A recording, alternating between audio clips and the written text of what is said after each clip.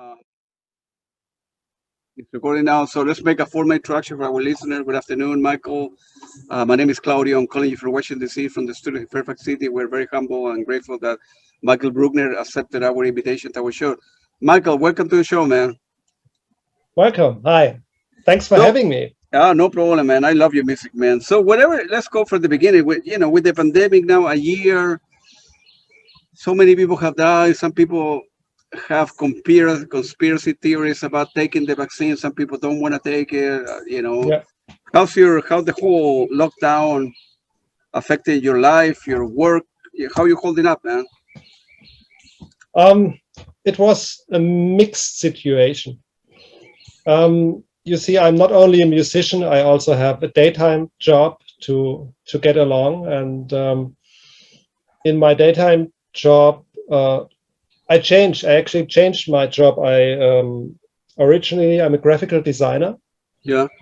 And also a printer, offset printing. That's what I did for some 25 years. And in 2018, the little company where I used to have my job at had to close. And I had to change the job. And now I'm something between a social worker and a job trainer. Wow. In an institution, working with mentally health people with mental health troubles.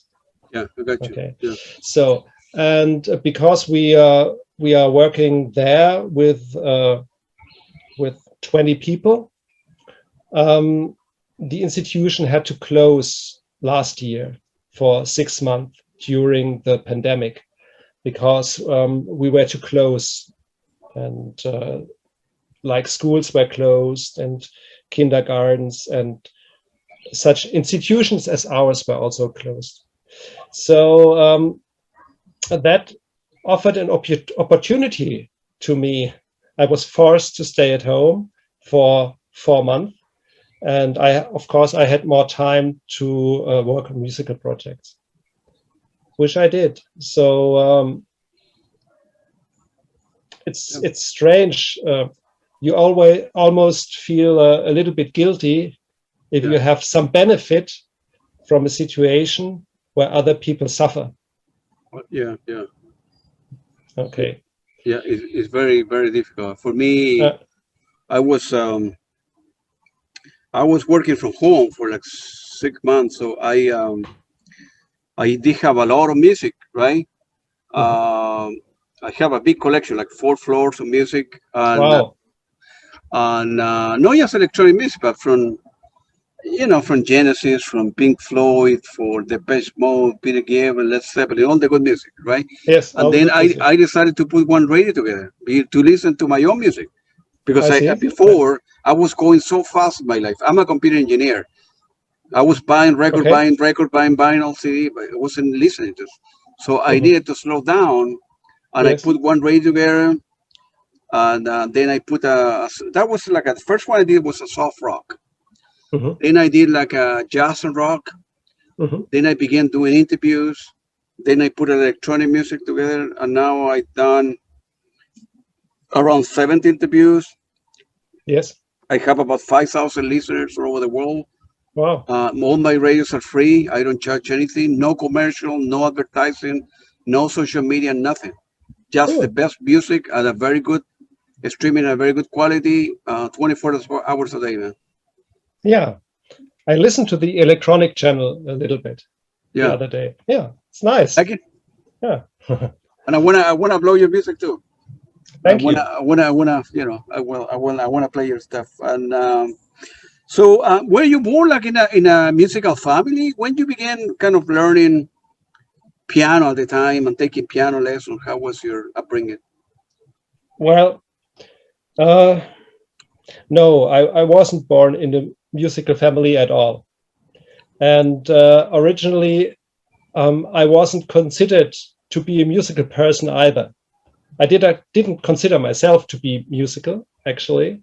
Yeah. And but I love music from the beginning. And like you, I was a record collector in my teens. I started as a record collector and made mixtapes, which I gave to friends and stuff. Also, I mean, I grew up, my teens were in the 80s, but I fell in love with the music from the 70s. Yeah.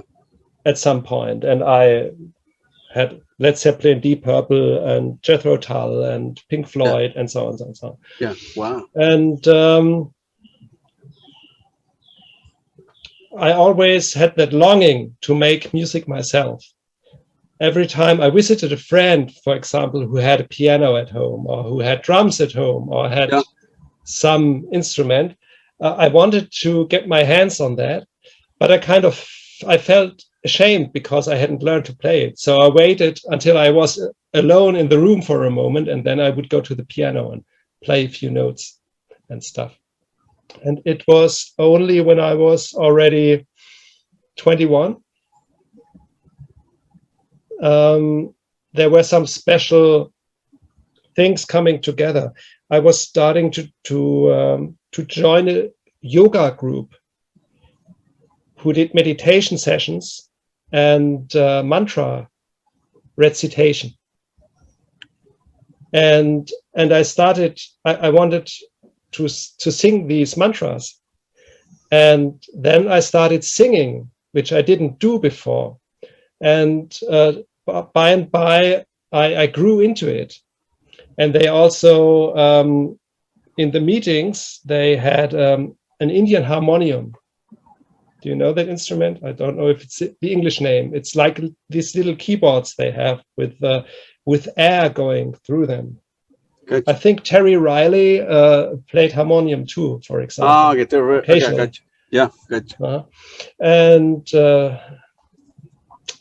And there was a little books with the melodies of the mantras, and I bought this little book and had a harmonium at home and tried to learn these mantras and stuff, these melodies. And while I was doing that, I soon started to improvise. It was fun having an instrument at home, and suddenly I had like a revelation that I could do my own music after all. And well, it took me 2 or 3 more years, and I just bought my very first keyboard. Good. And just started and was self-taught. Self-taught. I think that's the word. Yeah, the self-taught, right? You didn't have any preparation in class that you... Yes. I took some piano lessons then for about 1 year, but I wasn't very good at it because I always wanted to record my own music and then show my teacher. She asked me, did you practice what we talked about last time? And I said, yes, a little bit, but I have recorded something. Do you want to hear it? Yeah, that's a good story. And it started from there. It's easy to go from, it's necessary to learn how to play piano before to go to play a keyboard? Or you can be independent? It depends on what level of playing you are aiming at. I think if you want to play classical music and play by notes, then it's really important to really learn it from a teacher and study at home and get a good preparation. I, however, started, I'm not technically speaking a very good, accomplished keyboard player or piano player. I started to use like sequences and MIDI and multi-channel recording to construct pieces together, which I actually not always could play with my hands. So if you stay on that electronic device level, you can use these devices without being a pianist. Gotcha. So and little by little you start putting together. Yes, sure. Why? Sorry. Why you did if when you were in high school, right? The equivalent of in high school, the gymnasium in Germany. Right. Why you didn't ask your parents? Man, I have something for music. You were mixing tape. You like music, like I did, right? So I began. My dad had a big music collection, right? Yes. Jazz, all jazz, and tango from Argentina. Mm-hmm. And he began he began putting music. He told me that the first stuff that I heard was Louis Armstrong when I was 2 days old. Okay. And of course I don't know any of the music, but and then when I was 14, I discovered the kind of rock and roll, right? Mm-hmm. Yeah. And I listened to an album of Jean-Luc Ponty. Oh yes. Who played violin, who I interviewed on the radio, and then a Pat Metheny group. Yes. And then I say, man, I love the stuff. And from there, I began kind of liking music. Later on, when I came to the United States to study, going to concert. I don't know how to read music. I don't play any instrument, but music, Michael, is very, very important to me. I listen to music like 2-3 hours a day, and in the car when I'm going to I'm an engineer. I'm a computer engineer, and and then I decided to put the radio together. So it is very, very important. I never play, as I say, never. I don't know how to play an instrument, and then down the road, I was 14 when I bought my first record. But I think it was either Pat Metheny or Jeopardy, and then I discovered Tangerine Dream, and I say, man, in one hand I like rock and roll. I like Led Zeppelin, Pink Floyd, and on the other hand, what this guy's electronic music that play keyboards and it take my mind, put the headphone, take my mind to other places.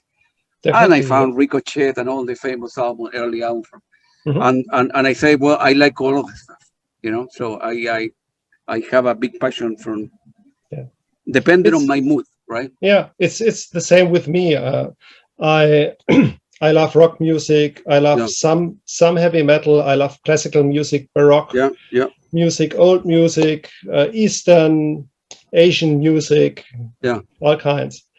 Yeah. One guy told me it is what good music or bad music. So you like good music. That's what a German guy told me. I think Harald Krofloff, he told me there is good music and bad music. Yeah. And then, do you go to a lot of concerts there where you live, or is a lot of concerts? Yeah. No. I would love to, but it didn't happen so much. I went to quite a few concerts during the 90s. Yeah. And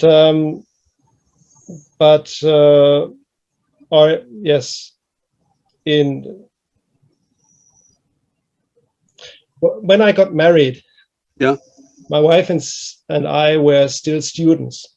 Yeah. And we have a daughter who was little back then. She's grown up by now.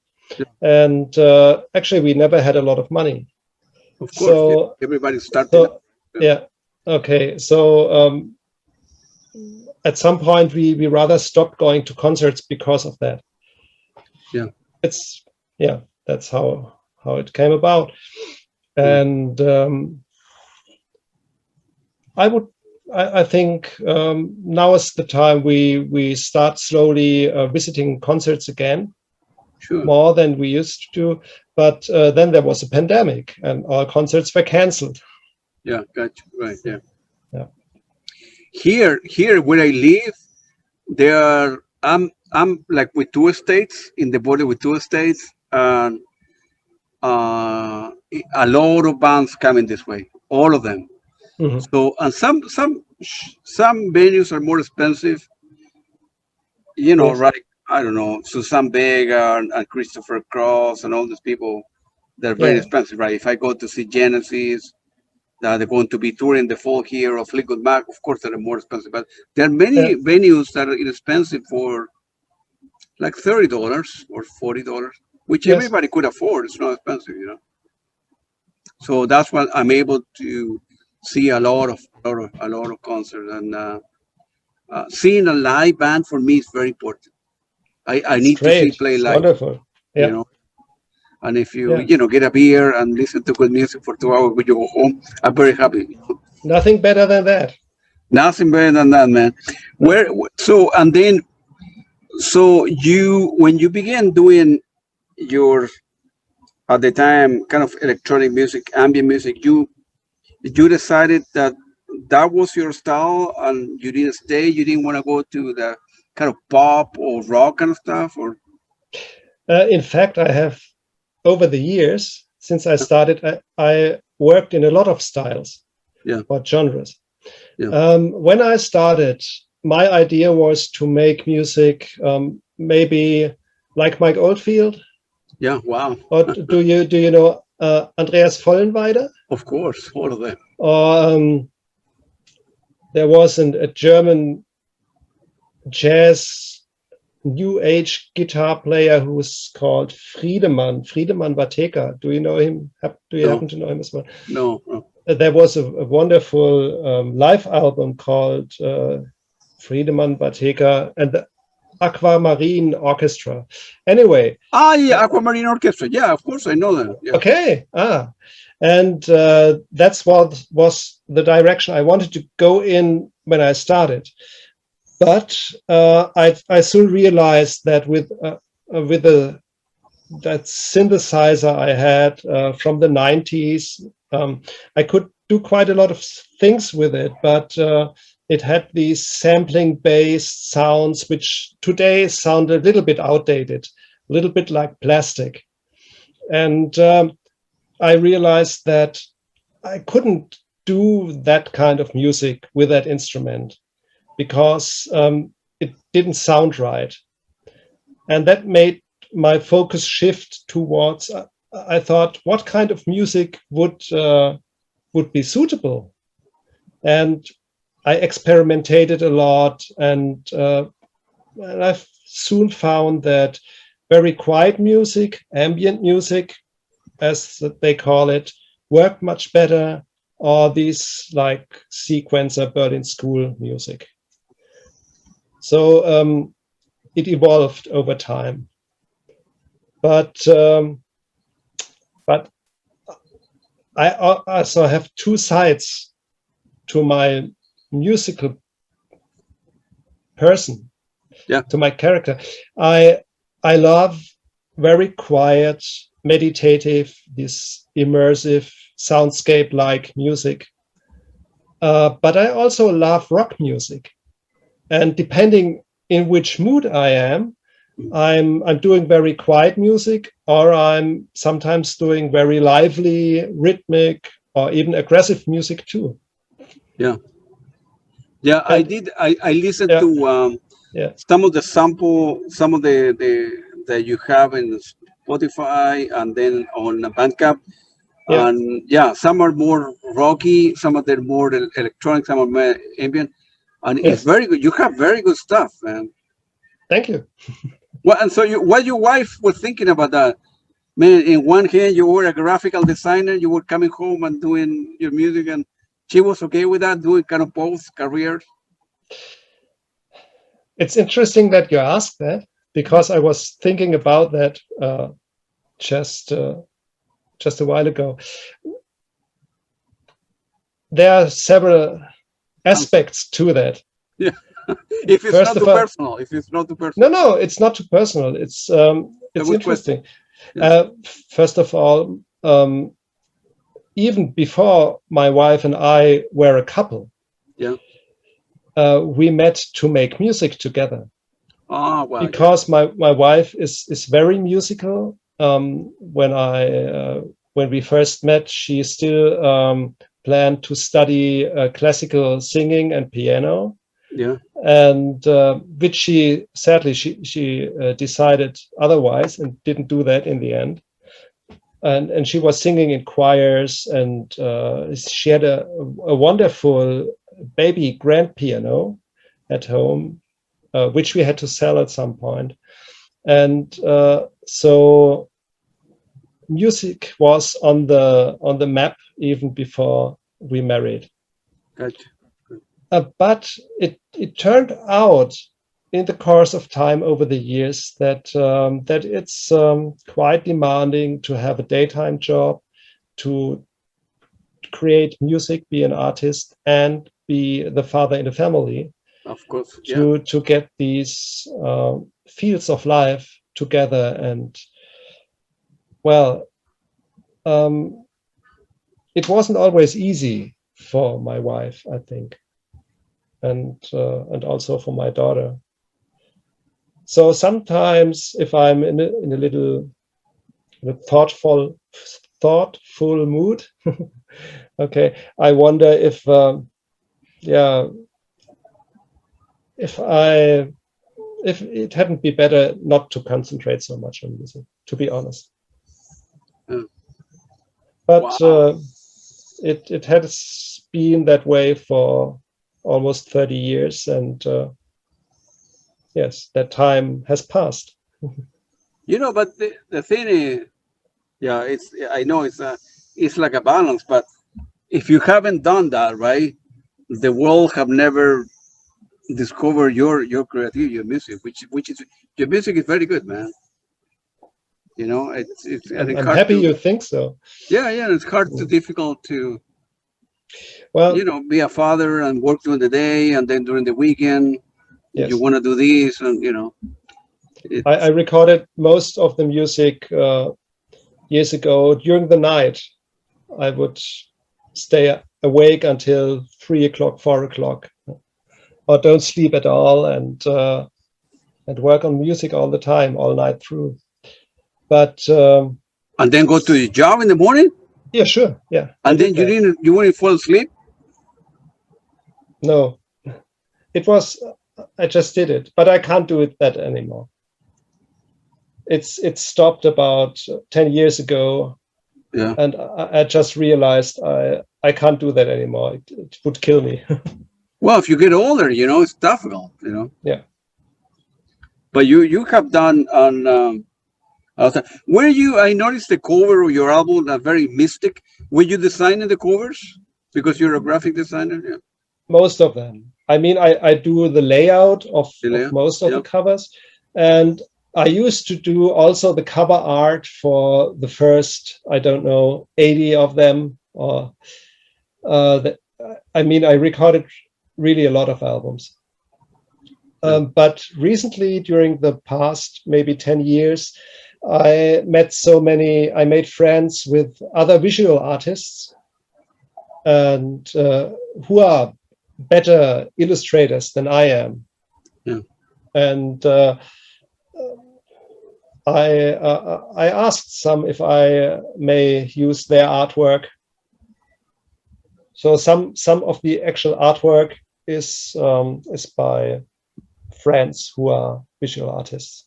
Got you. And at home you have like a big vinyl collection, CD collection. What do you have? Oh yes. I mean, it's just next to me. All right. So yeah. Yes, wow. Well, yeah. I don't think it's as extended as your own collection is. because at some point I stopped buying. I don't have actually so much storage space. Yeah. And I at some point I really changed to downloads, just because it's easier to store all the music. Everything in the computer, right? Yeah. Yes, but I really love that my collection. The only thing that troubles me is, since I started making music, I don't listen to so much music anymore. Really? Because when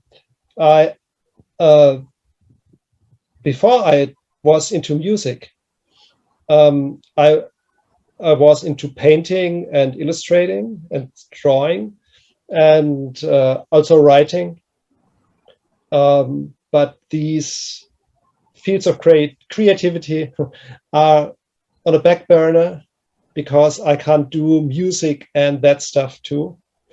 But all during my teens and early 20s. I spent a lot of time painting and drawing, and I always heard music. I listened to music at the same time. Gotcha. There was always music playing while I was doing that stuff. But if your hobby is composing music, you can't listen to music at the same time. Of course not. No. Yeah. And therefore, I don't listen as much as I used to. Do you sell any of the paintings or no? Back or then, you did it for yourself? I sold a few, but when I stopped actually painting, when I made a lot of paintings to apply to university, where I studied graphical design, and I hope to become a children book illustrator actually. Wow! But it didn't work. I started some projects, but I never finished them, and I rather did,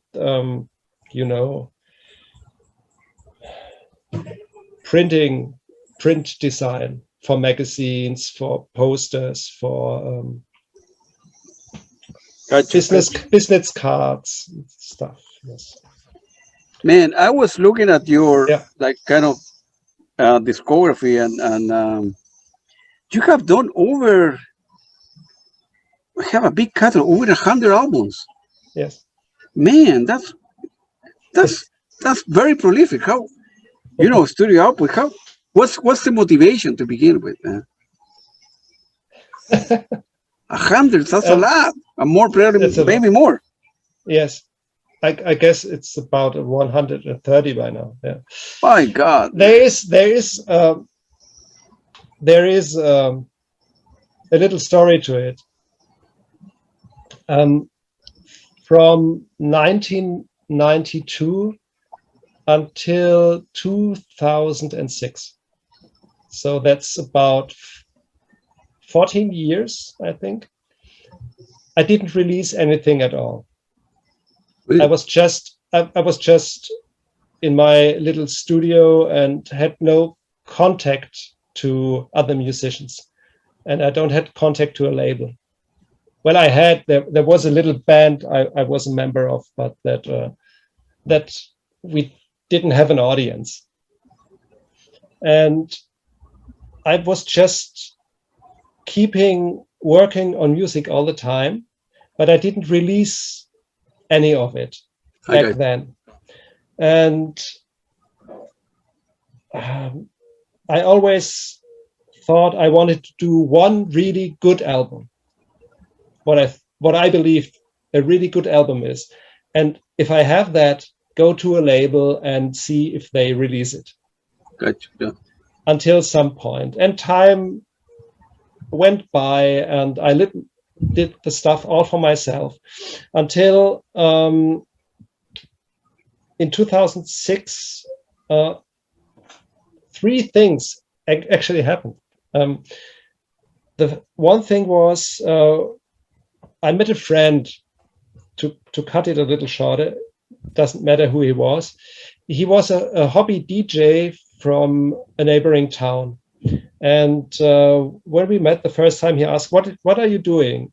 And I told him, and I said, oh, well, and I'm doing also electronic music at home. I said, oh, okay, I'm a DJ. Can I hear your music? And I played him some stuff, and he said, oh, that's great. Are you on MySpace? I said, no, what's MySpace? I never heard of it. And he told me, yeah, you can post your music there and you will meet people and people will listen. And some musicians got famous there. And I said, oh, I don't believe in all of that. and he came back and he asked me for, I think, 2 or 3 weeks, once per day. The first thing in the morning he asked me, I met him at my daytime job. And he says, hi, how are you doing? Do you have a MySpace account now? I said, no. He said, do it. And I said, oh. And after 3 weeks, I said, okay, listen, I'll do it. And I try what's going to happen and take all your advice. And maybe let's just see. And if nothing happens, then I call it a day. That's right. Nothing to lose, right? Nothing to lose, yes. And so I started that. And at the same time, was another funny thing. I bring the things together in a minute. Sure. Actually, I had constant pain in my belly. And I believed, I don't know why, I had this fear that I was actually terminally ill. Wow. I just thought that I could elaborate on that, but to cut it short. And in that situation, I thought, wow, you have started so many projects and have not finished them.